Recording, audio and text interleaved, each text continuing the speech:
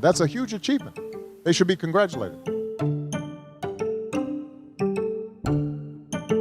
He did not condemn what they did. And we condemn that.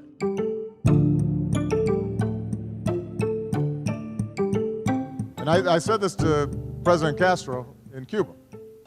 I said, look, you've made great progress in educating young people.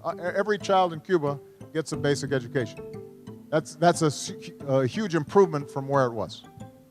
Medical care. You know, the life expectancy of Cubans is equivalent to the United States, despite it being a very poor country, because they have access to health care. That's a huge achievement. They should be congratulated.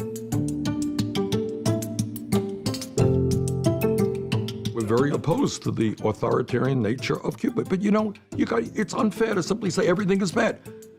When Fidel Castro came into office, you know what he did? He had a massive literacy program. Is that a bad thing? Even though Fidel Castro did it? There's a lot of dissidents imprisoned in Cuba. That's right, and we condemn that. You also have a track record of expressing sympathy for socialist governments in Cuba and in Nicaragua.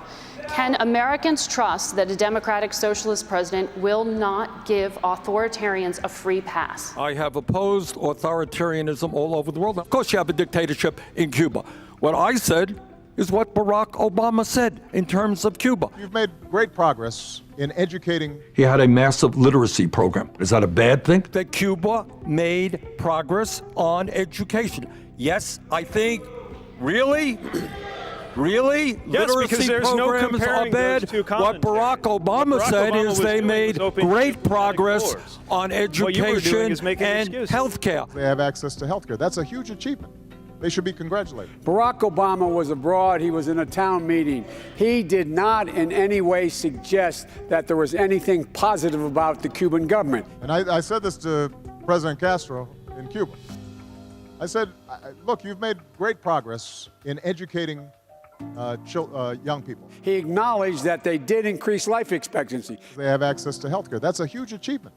They should be congratulated. But he went on and condemned the dictatorship. He went on and condemned the people who, in fact, had run that committee. The fact of the matter is, he, in fact, did not, has never embraced an authoritarian regime and does not now. Okay. This man said that, in fact, he thought he did not condemn what they did. That is untrue, categorically untrue. What did you tell him? We're very opposed to the authoritarian nature of Cuba. There's a lot of dissidents imprisoned in Cuba. That's right, and we condemn that. I have condemned authoritarianism, whether it is the people in Saudi Arabia that the United States government has Cuba, loved Nicaragua? for years. Cuba, Nicaragua. Authoritarianism of any stripe is bad.